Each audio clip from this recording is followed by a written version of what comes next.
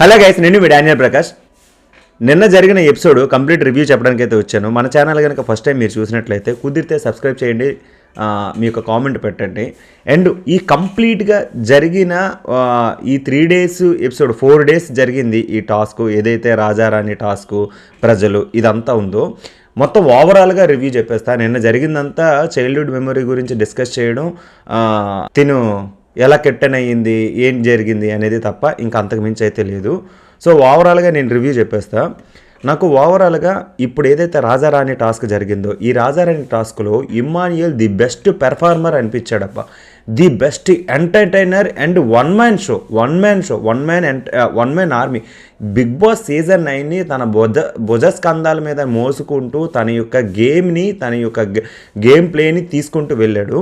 నాకైతే నిన్న జరిగిన టాస్క్ కానీ అండ్ ఓవరాల్గా రివ్యూ కంపారిజన్ చేసుకుంటే డే 3 అనుకుంటా ఇమ్మాన్యుయల్కి అంటే ఓనర్స్ వర్సెస్ సెలబ్రిటీస్ మధ్యలో జరిగిన నామినేషన్ పాయింట్స్కి వచ్చేసరికి వాళ్ళకి మధ్యలో ఏదో క్యాపో లేకపోతే బోనో ఏదో పట్టుకునేటప్పుడు అయితే బర్నీ గారు పట్టుకుంటే పడాల కళ్యాణ్ బర్నీ గారి యొక్క నామినేషన్ని అండ్ మార్చి అండ్ పడాల కళ్యాణ్ ఒక పాయింట్ అయితే అన్నాడు, ఒక మాట అయితే అన్నాడు. ఏంటి, వార్నర్స్లో మిగతా టెనెట్స్లో మిగతా వారితో కంపారిజన్ చేసుకుంటే ఇమ్మాన్యుయల్ కొంచెం లేజీ అంటే చూసే పర్సనాలిటీని బట్టి డైరెక్ట్గా జడ్జిమెంట్ అయితే ఇచ్చాడు. నాకు అది గుర్తు చేసుకుని ఇప్పుడు ఓవరాల్గా పర్సనల్గా కంపారిజన్ చేసుకుంటే ఇప్పుడు డెమాన్ పవన్ని మనం చూసాం, ఆ గేమ్ స్ట్రాటజీని, ఆ గేమ్ని ఆడే విధానాన్ని అవి చూసాం. అలాగే పడాల కళ్యాణ్ని చూసాం, భరణి గారిని చూసాం. వీళ్ళందరితో కంపారిజన్ చేసుకుంటూ ఫిట్నెస్లో వీక్ అబ్బా చూడగానే ప్రతి ఒక్కరు కూడా జడ్జిమెంట్ ఇచ్చేస్తారు. ఇమ్మాన్యుయల్ వీక్ పర్సనాలిటీ పరంగా కానీ అండ్ తను పర్సనాలిటీని ఈజీగా జడ్జ్ చేసేస్తారు. ఎవరన్నా సరే ఇమ్మాన్యుయల్ని చూడగానే పర్సనాలిటీని ఈజీగా జడ్జ్ చేసేస్తారు. అరే ఏం ఆడతాడరా ఇలాంటి మనిషి అనుకునే పర్సన్కి నోరు మూయించి ఇమ్మాన్యుయల్ టాప్ పెర్ఫార్మర్ అనే పొజిషన్కి అయితే తీసుకెళ్ళాడు. ఎంటైర్ హౌస్లోనైనా సరే బయట అయినా సరే ఇప్పుడు 10 weeks నామినేషన్లో లేకుండా ఉన్నాడు అంటే అతని యొక్క ఆడే విధానం కానీ గేమ్ విధానం కానీ నిజంగా పీక్ స్టేజ్ అనిపించింది. అలా ఎప్పుడైతే నామినేషన్ పాయింట్ ఒకరైతే ఏదైతే పర్సనాలిటీ జడ్జిమెంట్ అయితే ఇచ్చారో తర్వాత 10 weeks పర్సనల్ జడ్జిమెంటే కాదు గేమ్ పరంగా కానీ అవతల వాళ్ళతో మాట్లాడే విధానం కానీ అండ్ కెప్టెన్గా రెండోసారి చేసినా సరే ఎవ్వరు కూడా తన గేమ్ గురించి నోరెత్తి మాట్లాడడానికి కూడా ఆస్కారం లేకుండా చేశాడు అంటే Emmanuel the best. And Emmanuel one man show అబ్బా, ఓపెన్గా చెప్తున్న సింగిల్ మ్యాన్ షో. ఇమ్మాన్యుయల్ కనుక లేకపోతే Bigg Boss season 9 utter flop అవుతుంది. ఓకే, అట్టర్ ఫ్లాప్ అవుతుంది. నేను ప్రతి ఒక్కరూ నోరు మెదప లేకుండా చేశాడు. 10 వారాలు నామినేషన్లో లేకుండా ఇమ్యూనిటీ కాదు గేమ్ అనేది ఇంపార్టెంట్ అని ప్రూవ్ చేసుకున్నాడు. నిజంగా ఇమ్మాన్యుయల్ గ్రేట్. నాకైతే మాత్రం నామినేషన్లో ప్రజలు ఓటింగ్ చేస్తే భయపడడం కానీ ప్రజలు ఓటు అయిపోతే భయపడడం కానీ ఇమ్మాన్యుయల్కి లేదు. ఎందుకంటే మొన్న బిగ్ బాస్ కూడా ఛాన్స్ ఇచ్చాడు, మరి వాళ్ళు వేయలేదు. అది ఇమ్మాన్యుయల్ తప్పు అయితే కాదు.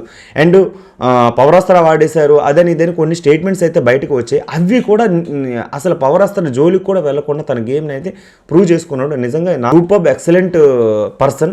వన్ మ్యాన్ షో, సింపుల్గా చెప్పాలంటే one man show Bigg Boss. ఇప్పుడు ఈ 3 రోజులు కూడా ఈ రాజారాణి టాస్క్లో ప్రజల యొక్క ఆందోళన కానీ ప్రజల్లో ధైర్యం తీసుకెళ్ళాలి అని ఒక ధర్నా ఏదైతే చేశాడో వాళ్ళందరినీ కూడా రాజుల మీద ఏదైతే ర్యాలీ ప్రకటించాడో అది ఎక్సలెంట్ యూటర్న్ తీసుకుంది. ఈ 3 రోజుల్లో జరిగే ఎపిసోడ్స్తో కంపారిజన్ చేసుకుంటే ఇమ్మాన్యుయల్ ఎంటర్టైన్మెంటు అంటే రాజారాణి ఇచ్చే టాస్కుల్లో కూడా అండ్ ఇప్పుడు ఏదైతే చేశాడో అది కూడా మాస్టర్ పీస్ అనిపించింది. మొత్తం వాళ్ళందరికీ ఎంటర్టైన్మెంట్ వేలో తీసుకెళ్ళాడు ఇమ్మాన్యుయల్. అరే ఏం గేమ్ చేశారా, ఏమన్నా స్ట్రాటజీ ప్లే చేశాడా, అసలు తనకి స్కోప్ని ఏ రకంగా క్రియేట్ చేసుకోవాలో కూడా నాకైతే అర్థమైంది. ఇప్పుడు చూడు, తను చేయించము లోపలికి వెళ్ళిపోయి రాజారాణి పిలిస్తే నేను కనిపించట్లేదు ఎక్కడికి వెళ్ళిపోయాను కమాండరు ధర్నా ఏదో ట్రై చేసింది, అది వర్కౌట్ అవ్వలేదు. ఆ కిచెన్ రూమ్లోకి ఎందుకు దూరింది,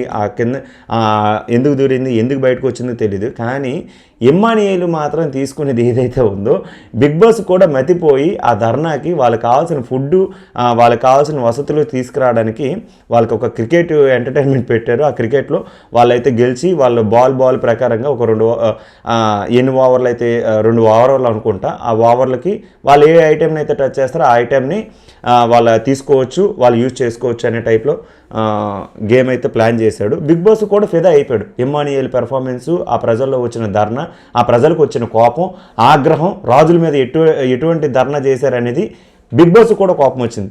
ఇదైతే మాత్రం నాకైతే సూపర్ అనిపించింది. అండ్ టాస్క్ పరంగా బిగ్ బాస్ ఏంచోమో బిగ్ బాస్ మేనేజ్మెంట్ కోటా క్రింద తనూజాని అండ్ రీతు చౌదరిని కెప్టెన్ చేద్దామని ఫిక్స్ అయ్యాడు. కానీ బిగ్ బాస్ స్ట్రాటజీలో రీతు అయితే ఫెయిల్ అయిపోయింది. తనుజ అయితే మాత్రం ఎక్సలెంట్ అయితే అనిపించింది.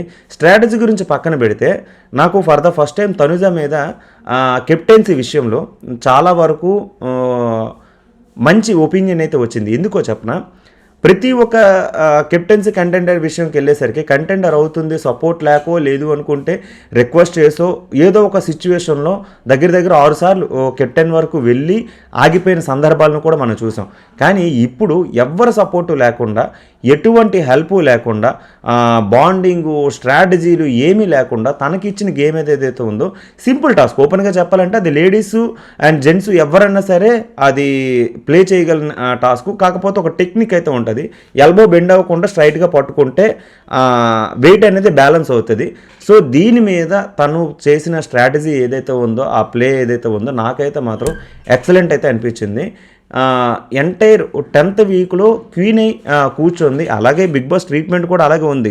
క్వీన్ విక్టోరియా రాణి లాగా బిగ్ బాస్ సీజన్ 9లో తనూజకి తప్ప ఇంక వేరే వాళ్ళకి అవకాశం లేదు అనే టైప్లో చూపిస్తున్నారు. కాకపోతే ఏంటంటే ఈమెకు ఒక చైరు, అంటే ఈమెకనే కాదు, ఇన్ కేసు ఆ ప్లేస్లో నిఖిల్ ఉన్నా సరే కెప్టెన్గా తనే అయ్యాడు అంటే రాజాకి ఉన్న చైరు, ఆ రాజులకు ఇవ్వాల్సిన సన్మానాలు ఇవన్నీ బాగానే ఉంటాయి. కాకపోతే నాకు next day morning Bigg Boss special treatment ఎలా అనిపించిందంటే, రాఫ్లో పెట్టాల్సిన ఫోటో ఏదైతే ఉందో అక్కడ పెడతారు కదా, రాఫ్ సిమెంట్, రాఫ్ టైల్స్ ఏదో సంథింగ్, వాళ్ళు ఒక ఫోటో ఫ్రేమ్ అయితే పంపించారు తనూజకి స్పెషల్గా.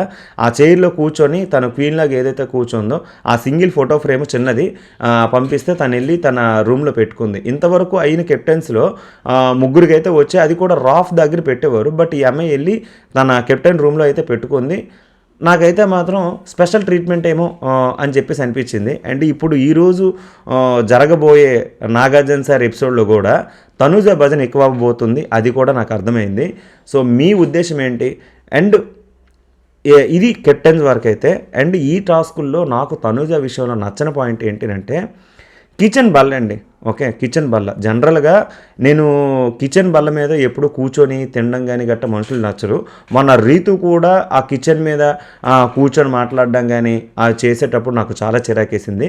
అండ్ తిను కూడా కిచెన్ బల్ల మీద కూర్చొని కాఫీ తాగుతూ ఆ రాజారాణి విషయంలోని ఏదైతే డిస్కషన్ ఉందో ఆ కిచెన్ బల్ల మీద కూర్చొని ఆ డిస్కస్ చేయాల్సినంత అవసరం ఏముంది? పొయ్యి అక్కడ ఉంది, మనిషి వీళ్ళు ఎక్కడ ఉన్నారు, అక్కడ ఐటమ్స్ గట్టా కట్ చేస్తుంటారు. క్లీన్ చేస్తారా లేదా అనేది చూడండి. క్లీన్ చేస్తారు, క్లీన్ చేయకుండా అయితే ఫుడ్ తింటారు. కానీ అక్కడ కూర్చోవాల్సినంత అవసరం ఉంది. బిగ్ బాస్ హౌస్ అంత పెద్ద ప్లేస్ ఉంది, సొల్లు వేసుకోవడానికి బోల్డ్ ప్లేసులు ఉన్నాయి. ఆ కిచెన్ బల్ల ఫుడ్ కుకింగ్ చేసిన ప్లేస్లో అలా కూర్చొని మొత్తం ఆ బల్ల మీద కూర్చోవాల్సినంత అవసరం ఏముంది? నాకైతే మాత్రం చాలా చిరాకు అనిపించింది. అండ్ హౌస్లో ప్రతి ఒక్కరికి అమర్యాద పూర్వకంగా అరే తూరే ఓకే, అది ఫ్రెండ్లీ నేచర్ అవ్వచ్చు, ఏదైనా అవ్వచ్చు. కానీ అలాంటప్పుడు మరి డిమాండ్ ఎంచాము తన షోల్డర్ పట్టుకొని ముందుకు వెళ్తున్నప్పుడు తన మీద ఎందుకు అంత గట్టిగా అరిచింది? అంటే ఈమె చేస్తే ప్రాబ్లం లేదు. ఈమె ఎవరినైనా అరే అనొచ్చు, తురే అనొచ్చు, నచ్చికొచ్చి చేయొచ్చు, నచ్చినట్టు ఉండొచ్చు. కానీ ఈమెను మాత్రం ఎవరు ఏమనకూడదు, ఏది అనకూడదు. ఈమెకి మొన్న కళ్యాణ్ నామినేషన్లోని ఇది అలేకి చిట్టిపోగలు సార్ రమ్య అన్నీ కళ్యాణ్ భుజా మీద చేతులు వేస్తున్నా సరే ఏమే యాక్సెప్ట్ చేస్తుందని అన్నప్పుడు కళ్యాణ్ వెళ్ళి షోల్డర్ మీద చెయ్యేసి రబ్ చేసి కొట్రా నువ్వు కొట్రా ఇప్పుడు పట్టరా అంటే తనకు ప్రాబ్లం రాలేదు. కానీ మొన్న టాస్క్ వచ్చేసరికి తను ఇలా అనేసరికి తను ఫీల్ అయిపోయింది. ఇంకో విషయం చెప్పిన, ఇక్కడ తనూజ తిట్టింది అంటే తనూజ గొడవ పడింది డిమాన్ విషయంలో ఏదైతే ఉందో అది డిస్ప్లే పే చేశారు. కానీ డిమాన్ వెళ్ళి తనకి సారీ చెప్పాడు. సారీ చెప్పి నువ్వు నేను ఫ్రెండ్స్, మన ఇద్దరి మధ్య ఎటువంటి బ్యాడ్ ఒపీనియన్ లేదు కదా, మన ఇద్దరం ఒకేలా ఉన్నాం కదా, అలాంటప్పుడు నాకు ఏడుపు వచ్చింది. లిటరలీ ఏడ్చి సారీ చెప్పిన విషయం కూడా అక్కడ కూర్చొని వాళ్ళిద్దరు మాట్లాడుతుంటే సారీ చెప్పి ఇద్దరు ఫ్రెండ్షిప్ బాండింగ్ ఏదైతే ఉందో అది చూపించలే, అది కట్ చేస్తాడు. అంటే డిమాండ్ వెళ్ళి సారీ చెప్పిన విషయం ఏదైతే ఉందో ఆడియన్స్లో ప్లస్ అయిపోద్ది, తనకు ఓటింగ్ పెరిగిపోద్ది. రేపు పొద్దున్న విన్నింగ్ రేస్లో డిమాండ్ కనుక ఫస్ట్ సెకండ్ పొజిషన్లో ఉంటే డిమాండ్కే మనం ఓటు ఇవ్వాల్సి వస్తుంది కాబట్టి డిమాండ్ ఇప్పుడు మనం తక్కువ చేద్దామని తనూజని హైప్ చేద్దామని చెప్పి గొడవలు పడింది ఏదైతే ఉందో తనూజ విషయాన్ని డిస్ప్లే డీటెయిల్గా చూపించాడు. కానీ తిని సారీ చెప్పింది మాత్రం చూపించాలి కదా, హ్యూమానిటీ ఉండాలి కదా మనుషుల మధ్య. అంటే ఈ అమ్మాయి అబ్బాయిల మీద రెస్పెక్ట్ లేకుండా ఏదన్నా చేయొచ్చు బిగ్ బాస్ దృష్టిలో, బట్ వీళ్ళు మాత్రం ఏమైనా సరే అది మాత్రం టీవీ స్క్రీన్లో ఎపిసోడ్లో వేస్తారు, మిగతాది ఏదైనా ఉంటే అన్సీన్లో వేస్తాడు, లైవ్ ఫుటేజ్ చాలా వరకు డిలీట్ చేస్తాడు. నాకు టూ వరస్ట్ అనిపించింది. అండ్ కళ్యాణ్ది ఈ అమ్మాయిది కూడా లవ్ స్ట్రాటజీస్ ఇవన్నీ నీట్గానే రొమాంటిక్గానే చూపిస్తున్నారు. అక్కడ కూర్చొని ఒక రకంగా చెప్పాలంటే కళ్యాణ్ కనుక ఈ గేమ్లో ఆడకపోతే, కళ్యాణ్ కనుక ఓడిపోకపోతే ఈ సినిమా అయితే మాత్రం అంటే ఈ ఎపిసోడ్లో తిను కెప్టెన్ అయ్యే అవకాశం అయితే ఉండదు నాకైతే అనిపించింది. సో 100% చెప్తున్నా కళ్యాణ్ ఇచ్చిన కళ్యాణ్ గేమ్లో ఓడిపోవడం వలన అయిన టాస్క్ ఇది. అండ్ దివ్య సంచాలకుగా ఉండేటప్పుడు ఈమెకి ఎన్ని ఇన్పుట్స్ వచ్చాయో తెలుసా, బ్లాక్ పెట్టు, ఎల్లో పెట్టు, రెడ్ పెట్టు. మరి దివ్య సంచాలక ఏం ట్రీట్ చేసిందండి అంటే ఇప్పుడు వీళ్ళకి అవి ఏవైతే బాక్సెస్ ఇచ్చారో క్యూబ్స్ ఇచ్చారో ప్రతి లైన్లో కూడా లైన్ పరంగా కంపారిజన్ చేసుకుంటే కలర్స్ అన్నీ ఒకే వేలో ఉండకూడదు, ఒక్కొక్కటి డిఫరెంట్ కలర్లో ఉండాలి, అదే గేమ్ అనమాట. సో ఈ క్యూబ్ ఫిక్స్ చేసేటప్పుడు తనూజకి ఎన్ని ఇన్పుట్స్ వెళ్ళే తెలుసా, కళ్యాణ్కి ఈవెన్ సింగిల్ ఇన్పుట్ కూడా వెళ్ళలేదు. సో కళ్యాణ్ కన్ఫ్యూజ్ అయ్యాడు, స్పీడ్ కూడా తగ్గింది. కానీ తనూజకి అన్ని ఇన్పుట్స్ వెళ్ళేటప్పుడు దివ్య సంచాలకుగా ఏం పీకుతుంది అంటే దివ్య సపోర్ట్ చేద్దామని వదిలేసిందా, లేదు అనుకుంటే సంచాలకుగా దివ్య ఈ విషయంలో అన్ఫెయిర్ అనిపించింది. ఇన్ కేసు సంచాలకుగా తను కరెక్ట్గా బిహేవ్ చేసి ఉంటే ఏమో తనూజ ఆడి గెలుచుకునేదేమో, వీళ్ళందరూ ఇచ్చే ఇన్పుట్స్ కంటే తను ఆడి గెలుచుకునేదేమో, వీళ్ళందరూ ఇన్పుట్స్ ఇవ్వాల్సినంత అవసరం లేదు కదా. ఆ గేమ్కి వచ్చేసరికి ఎలాగో కళ్యాణ్ ఓడిపోదామని ఫిక్స్ అయిపోయాడు. సంచాలకుగా నువ్వు ఫెయిర్గా ఉండాలి కదా, సంచాలకుగా అనేది ఫెయిర్నెస్ అనేది. అలాంటప్పుడు సంచాలకుగా కూడా తనూజగా సపోర్ట్ చేసి మొత్తం ఎలాగైనా సరే ఈ వీక్ కెప్టెన్ అవ్వాలని ఫిక్స్ అయ్యింది, అందరూ కూడా సపోర్ట్ చేశారు, అలాగే అయి కూర్చుంది. కానీ తనూజ ఈ విషయంలో సంచాలకుగా నేను ఫెయిల్యూర్ అయిపోయింది. ఓకే, ఏదో రకంగా గేమ్ గెలిచింది. తర్వాత ఇప్పుడు వీళ్ళకి చైల్డ్హుడ్ మెమరీస్ అయితే ఇచ్చారు. ఈ చైల్డ్హుడ్ మెమరీస్లో నాకు చైల్డ్హుడ్ మెమరీస్ కాదు, ఇప్పుడు వీళ్ళకి ఫైనల్ టాస్క్ ఏంటి ఇచ్చారనంటే రాణి ముగ్గురు రాణిలకి ఆ సెటప్ అంతా బాగానే ఉంది. ఆ క్రోన్ ఇలా పెట్టి నించోవాలి. ఇక్కడ తనూజ ఇలా స్ట్రైట్గా తను కరెక్ట్గా ఫిట్ చేసి గేమ్ అయితే మాత్రం తను క్రోన్ అయితే తను గెలుచుకుంది. ఇక్కడ రీతు తనూజ కంటే స్ట్రాంగ్ అండ్ తనూజ కంటే నిఖిల్ కూడా స్ట్రాంగ్. ముగ్గురు కూడా సింగిల్ హ్యాండ్ మీద ఆ కత్తిని ఇలా పెట్టి ఉండాలి అంటే అది ప్రెస్ చేసి ఉండాలి కాబట్టి ప్రెజర్ చాలా ఎక్కువ పడుతుంది ఈ బోన్ దగ్గరికి వచ్చేసరికి. ఈ బోన్ ఇలా డౌన్ అయిపోతుంది, ఇంకా ఆటోమేటిక్గా గేమ్ ఫెయిల్ అయిపోయినట్టే. ఆ క్రోన్ అనేది కూడా కిందన పడిపోద్ది. ఒక రకంగా చెప్పాలంటే సింపుల్ టాస్క్ అనడం కంటే చాలా హార్డ్ టాస్క్. నిఖిల్తో కూడా గేమ్ ఆడి నిఖిల్ లాస్ట్లో పడిపోయినా తను గేమ్ గెలిచింది అంటే నిజంగా తనూజ ఈ విషయంలో కెప్టెన్ కోసం ఎంత హార్డ్ వర్క్ చేసిందో మీరు నేను అబ్జర్వ్ చేయాలి. ఈ విషయంలో నేను తనూజని అప్రిషియేట్ చేస్తున్నా. తన స్పోర్టివ్ స్పిరిట్ అయితే ఉండదు, బట్ గేమ్లో గెలిచింది కాబట్టి ఎక్సలెంట్ అని చెప్పగలను. ఆ తర్వాత సంజన గారు వీళ్ళందరూ హర్ట్ అయ్యారు. కానీ గౌరవ్ విషయంలో నాకు అర్థమైంది ఏంటంటే కంప్లైంట్ బాక్స్ అనాలా, లేదు అనుకుంటే రివ్యూర్ అనాలా, లేదు అనుకుంటే ఇంకేమనాలో తెలీదు. ప్రతి ఒక్కరి గురించి చాలా నీట్గా బిగ్ బాస్ రివ్యూర్స్ అందరికీ కూడా ఒక మంచి పాయింట్స్ ఇవ్వడానికి కెమెరా ముందుకు వచ్చి ప్రతి ఒక్క పాయింట్ డీటెయిల్గా ఎక్స్ప్లెయిన్ చేస్తున్నాడు. ఎందుకంటే గేమ్లో దివ్యాని సెలెక్ట్ చేసుకున్నాడు కానీ బర్నీ గారు తనూజని సెలెక్ట్ చేసుకోలేదు. మరి అలాంటప్పుడు కెప్టెన్ అవ్వగానే ఎందుకు ఆ హగ్గులు ముచ్చట్లు, అది ఫేక్ బాండింగ్. నేనైతే తనూజ పేరే చెప్పాను. సో బర్నీ గారు రియల్గా లేరు, ఫేక్ అని చెప్పేసి డైరెక్ట్గా చెప్పేశాడు. ఎక్సలెంట్ అనిపించింది నిజంగా. మనోడు గట్స్ వేరే లెవెల్.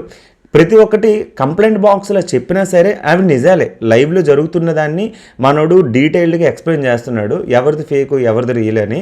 ఆ తర్వాత ఇదైతే మాత్రం గౌరవ విషయంలో నాకు నచ్చింది ఏంటంటే తెలుగు రాపోయినా సరే ఎమోషనల్ని అర్థం చేసుకొని కెమెరా ముందు వచ్చి ఏవైతే ఉన్నాయో పాయింట్స్ని చెప్తున్నాడు.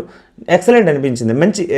మంచి కంటెస్టెంట్ నిజంగా. ఈ వీకు ఉంటే పర్వాలేదు, లేదు అనుకుంటే మాత్రం చెప్పలేం. మనోడు డబుల్ ఎలిమినేషన్లో ఉంటే వెళ్ళిపోవచ్చు, బట్ మంచి కంటెస్టెంట్ నా దృష్టిలో.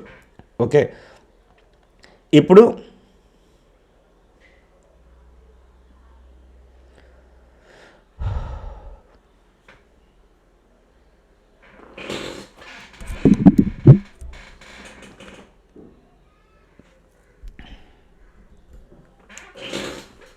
ఇంకెవరి గురించి బర్నీ గారి కష్టం అబ్బా, నిజంగా చెప్తున్నా, పగోడుకు కూడా రాకూడదు ఆ కష్టం. ఎందుకంటే దివ్య క్యాప్టెన్ అయ్యేటప్పుడు బర్నీ గారు ఎత్తుకోలేదని ఆ అమ్మాయి ఏంచేమో డిబేట్ పెట్టింది బర్నీ గారితో. తను జలస్ ఫీల్ అయ్యింది. నాకైతే అనిపించింది ఏంటంటే రియల్ ఫాదర్ కూడా ఇన్ని కష్టాలు ఉండవేమో, బర్నీ గారికి వచ్చిన కష్టాలు చాలా జాలి వేసింది. ఇలా ఇరికిపోయేటేటర్, ఇంత చెట్టు అంత మనిషి ఒక అమ్మాయి దగ్గర ఇలా ఇరికిపోయాడు ఏంటి అని. తర్వాత ఓవరాల్గా చైల్డ్హుడ్ మెమరీస్లో నాకు బాగా ఎమోషనల్ టచింగ్ అనిపించింది డెమోన్ది జెన్యున్ ఫీలింగ్ అనిపించింది. అండ్ పడాల కళ్యాణ్ కూడా జెన్యున్ ఫీలింగే, తన ఫ్యామిలీ గురించి కూడా ఎక్స్పోజ్ చేసాడు, బాగానే ఉంది. కాకపోతే అది ఆడియన్స్కి వెళ్ళేసరికి ఏంటంటే తను 23 ఇయర్స్లో వాళ్ళ ఫ్యామిలీ దగ్గర ఉన్నది 4 ఇయర్సే. ఇప్పుడు కళ్యాణ్ ఏజ్ 23 ఇయర్సే. 4 ఇయర్స్ వరకే వాళ్ళు ఉన్న, రిమైనింగ్ అంతా అవుట్ సైడే ఉన్నాడు. ఫ్యామిలీ ఎన్నో ఎత్తుపల్లాలు చూసి వాళ్ళ నాన్న ఇప్పుడు ఏ స్టేజ్కి వెళ్ళిపోయారు అది కూడా చెప్పారు. చాలా బాధ అనిపించింది. కాకపోతే ఏంటంటే చాలా బాధ అనిపించింది. అండ్ ఎమానియల్ ఏ స్టేజ్ నుంచి వచ్చాడు, ఏ స్టేజ్లో ఉన్నాడు, వాళ్ళన్నీ ఏ రకంగా హెల్ప్ చేశారు, వాళ్ళన్నీ ఎన్ని స్టేజ్ల్లో కూడా తనకు హెల్ప్ చేసి ఇప్పుడు ఇతను ఈ సెలబ్రిటీ స్టేజ్లో ఉన్నా సరే వాళ్ళన్నీకి ఏదైనా చేద్దామన్నా తను తీసుకునే పొజిషన్లో లేడు. ఎందుకంటే తను కష్టపడి సంపాదిద్దామని మైండ్ సెట్లో ఉన్నాడు. ఎప్పటికైనా సరే ఒక సినిమా తీద్దామని మా అన్నీ అనుకుంటున్నాడని ఎమానియల్ అయితే తీసుకొచ్చి చెప్పాడు. నాకైతే మాత్రం వాళ్ళన్నీ గురించి హ్యాట్స్ ఆఫ్ అయితే అనిపించింది. ఇలా ఓవరాల్గా హౌస్లో ప్రతి ఒక్కరు కూడా, బర్నీ గారు కూడా తన ట్రైనర్ గురించి ఇది మార్షల్ ఆర్ట్స్ సంథింగ్ ఏదో ఉంటాయి కదా, కరాటే కుంఫు మనకు తెలీదు, బట్ ఆ ఫోటో రాగానే తన గురించి ఎక్స్ప్లెయిన్ చేశారు. చాలా బాగా అనిపించింది. ఇలా ప్రతి ఒక్కరి మెమరీ కూడా ఏదైతే ఉంటుందో మన లైఫ్లో కూడా ఒక మెమరీ ఉంటుంది. మనం దాన్ని నెమరు వేసుకొని మన ఫ్యామిలీతో ఎవరికైనా గొడవలు ఉన్నా, మనతో ఎవరికైనా గొడవలు ఉన్నా సరే దయచేసి వాళ్ళకు ఒక మెసేజ్ కానీ ఒక ఫోన్ కానీ చేసిండి సారీయో లేదు అంటే లవ్ యూనో ఏదో చెప్పుంటే మరలా వాళ్ళు మనతో కంటిన్యూ అవుతారు. ఆ బాండింగ్ అనేది మళ్ళీ మర్చిపోరు అని నా ఫీలింగ్. ఓవరాల్గా ఎపిసోడ్ రివ్యూ అయితే ఇది. మీకు కనుక ఈ వీడియో కనుక నచ్చినట్లయితే కుదిరితే కామెంట్ పెట్టండి, లైక్ కొట్టండి, షేర్ చేయండి. Thank you so much.